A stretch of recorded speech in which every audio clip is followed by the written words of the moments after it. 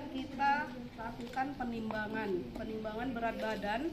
Nah, pastikan timbangannya di posisi 0 ya, posisi 0. Nah, kemudian jangan lupa di apa? Nah, di alas. Tujuan di alas apa? Agar tidak terjadi kehilangan panas dengan cara konduksi ya. Di alas dulu, siapa ambil bedong? Di alas dulu. Nah, kita harus tahu ya berat pengalasnya itu berapa. Jadi nanti dikurangi dengan berat pengalas. Nanti berat pengalasnya 2 on, tentu akan mempengaruhi berat bayinya. Nah, di alas kira-kira berapa tuh? Nah, kelebihan 1 on, atau bisa juga diatur belakangnya jadi 0. Coba siapa? Oh. Sekarang lagi dulu. Nah, tuh terus. Lagi. Ini Oh, makin kurangi. salah arah. Berbalik arah. Oke, balik. Oh, Ya. kelewatan dulu. Kelewatan malah. Kelewatan nolnya. Dah. Lagi. Oke. Pas. Ya, kita lakukan penimbangan berat badan. Berapa berat badan normal? 2.500 sampai 4.000.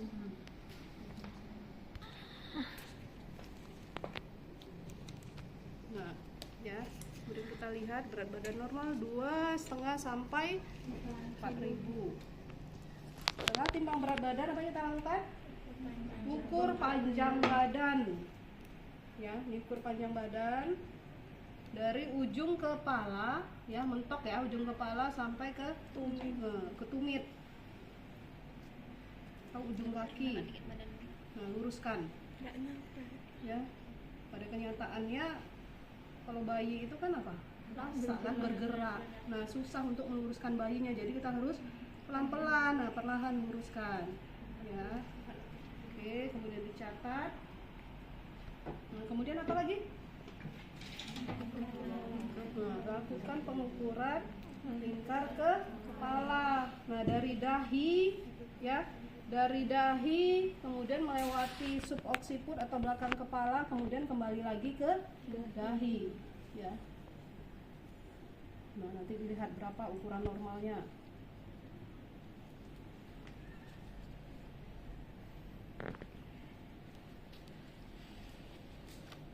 Nah, kemudian kita masuk ke lingkar dada.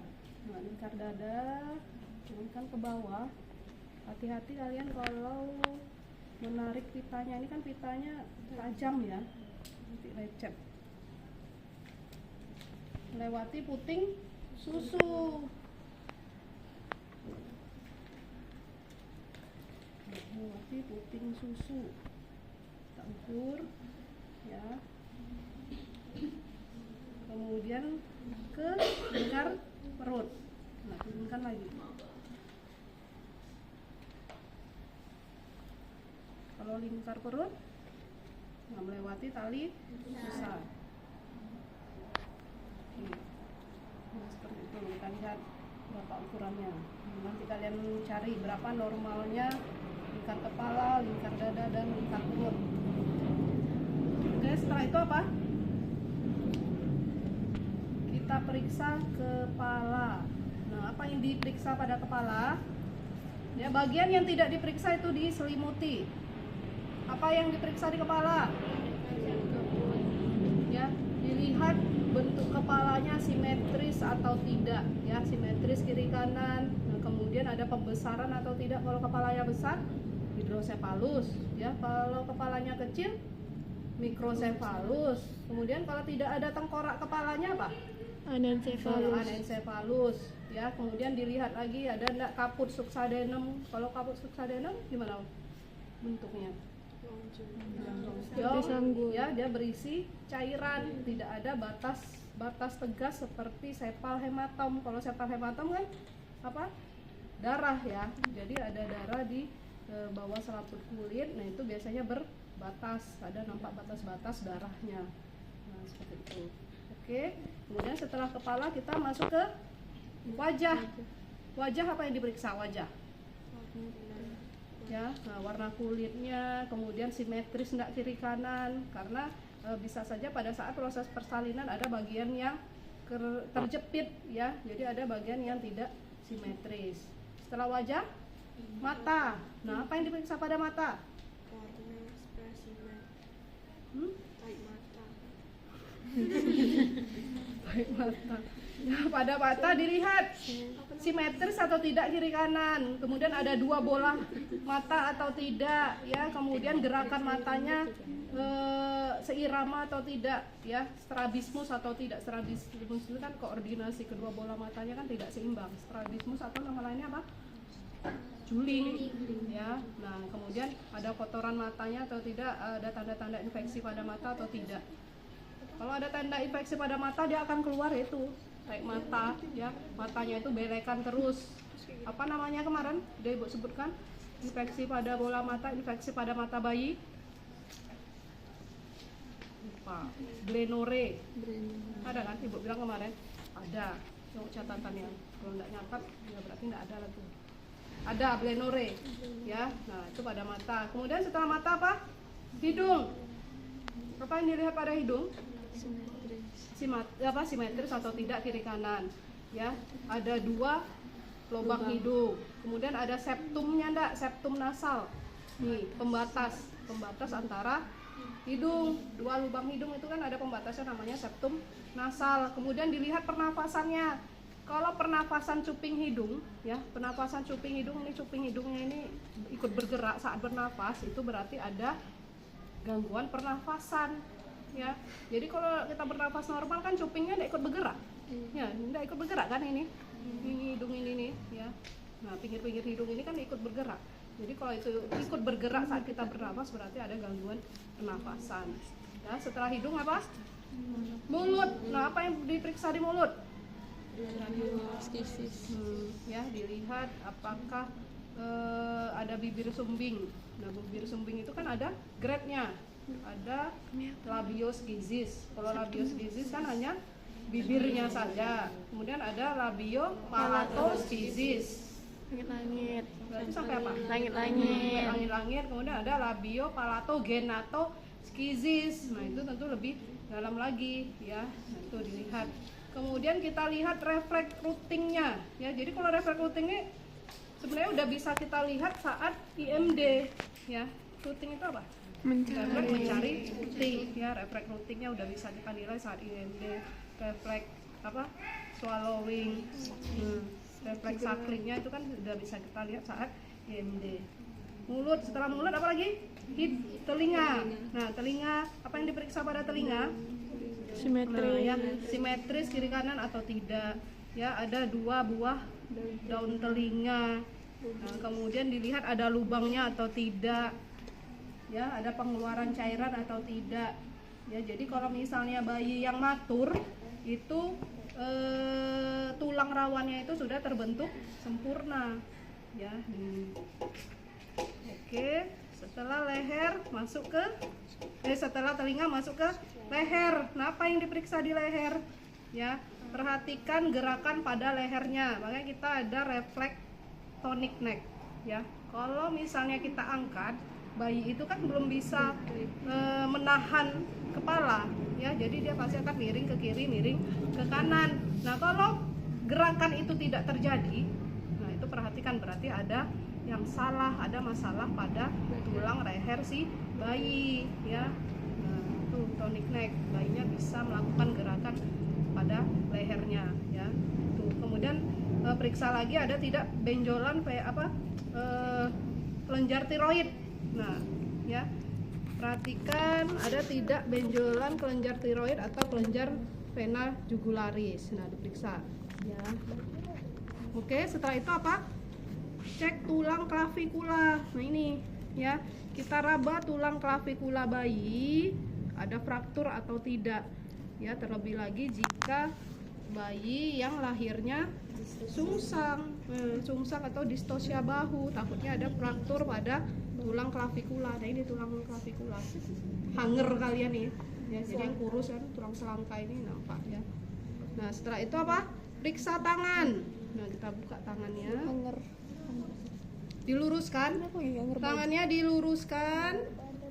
ya, dilihat simetris atau tidak, kemudian gerakannya leluasa atau tidak, ya. Tentu kalau misalnya dia tidak bergerak secara normal, tentu ditakutkan ada fraktur saat proses persalinan. Nah, gerakannya aktif berarti kan normal.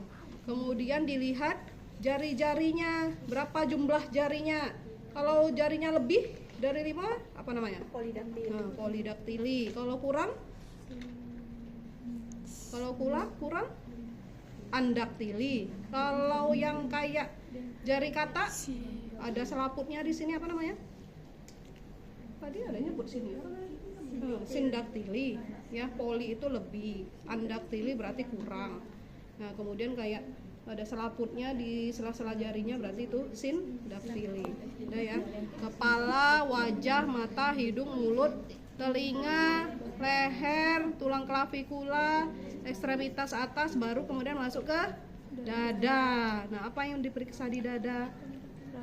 Nah, dilihat simetris enggak kiri kanan, ya. Kemudian proses pernafasannya gimana, kemudian dilihat puting susunya, ya. Jadi kalau pada bayi yang matur itu puting susunya sudah terbentuk sempurna. Nah, kalau yang prematur gimana? Kemarin ada yang bertanya sama ibu, Bu, puting susu bayinya kok kayak transparan. Itu berarti masih prematur, ya. Kalau udah matur dia sudah terbentuk sempurna, ya. Dilihat tarikan rongga dadanya saat bernafas. Setelah dada kemudian masuk ke perut. Nah, kita perhatikan perutnya simetris kiri kanan atau tidak, kemudian ada pembesaran atau tidak, ya. Kalau pembesaran itu ditakutnya ada pembesaran pada hati, hepatosplenomegali, ya. Kemudian dilihat gerakan saat pernafasan, ya. Saat bernafas gerakan dada dan gerakan perut itu akan berkesinambungan, ya. Dia akan continue. Kalau kita bernafas kan perut kita ikut kembang kempis juga kan. Nah, dilihat gerakannya. Oke, ini ditutup karena sudah selesai, kita tutup. Ya. Belum. Kan bagian yang sudah selesai diperiksa ditutup. Udah perut. Kemudian kita masuk ke panggul. Ya, perhatikan panggulnya. Nah, di panggul ini kita harus periksa ada namanya tanda ortolani atau tanda klik. Nah, tanda klik itu tujuannya untuk memeriksa apakah ada dislokasi tulang panggul dengan tulang paha. Jadi kan tulang panggul itu ada rongganya. Nah, ini tulang paha itu kan akan masuk ke rongga. Nah, normalnya kan seperti ini. Nah, itu kita mengetes kalau misalnya dia terjadi dislokasi, ya. Jadi tulang ujung paha ini atau tulang ujung femur ini letaknya tidak pas di rongga panggul, ya, bergeser dia. Nah, itu kita cek dengan tanda klik. Caranya gimana? Nah, kita pegang paha bayinya, ya, paha bayinya, kemudian kita arahkan ke atas mendekati badan bayi, ya, mendekati perut bayi. Setelah ke atas kemudian kita buka ke luar. Nah, buka keluar pelan ya, ini karena bayinya keras nih. Nah, kemudian kita buka keluar. Nah, kalau terdengar tanda klik, ya, klok gitu kan, kayak apa? Kalau jari kita, nah, berbunyi seperti ini, ya. Nah, itu berarti ada dislokasi tulang femur, ya, dengan tulang panggul. Nah, itu dia kalau normalnya tidak akan berbunyi, tidak akan bunyi tek, ya, kayak ada pergeseran, itu tidak akan. Oke, panggul. Kemudian kita masuk ke genitalia. Nah, kita periksa apa yang diperiksa di genitalia. Nah, kalau pada laki-laki apa? Testis, ya. Normalnya testis itu ada 2, ya. Periksa apakah ada 2 testis. Testisnya sudah turun ke dalam skrotum. Ya, kemudian apalagi yang diperiksa? Uretranya. Posisi uretranya di mana? Normalnya di mana uretra? Ini penis. Uretra itu normalnya di mana? Nah, di ujung, ya, di ujung penis. Nah, perhatikan apakah tepat uretranya itu di ujung penis, karena ada kejadian dia hipospadia. Kalau hipospadia apa? Hipo. Nah, kalau hipospadia berarti uretranya berada di bawah.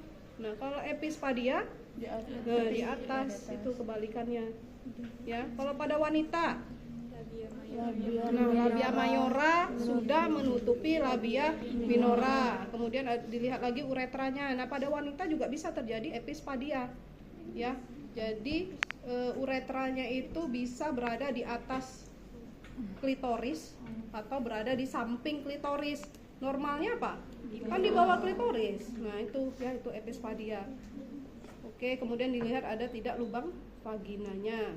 Ya, itu kan anogenital, genitalia, kemudian masuk ke anus. Nah, ini kalau sekarang ya, anus itu tidak boleh kita papain, tidak boleh ditusuk. Kalau zaman dulu dicolok ya, ada yang dicolok pakai kelingking, kemudian ada juga yang coloknya pakai termometer anus ya. Nah, kalau sekarang kita tunggu 24 jam ya. Kalau misalnya anusnya positif, insya Allah dalam waktu 24 jam dia akan BAB ya. Begitu juga dengan BAK ya, tanyakan dalam waktu 24 jam ibunya sudah BAB atau BAK. Kalau misalnya masih di klinik kan bisa terkontrol sama kita ya.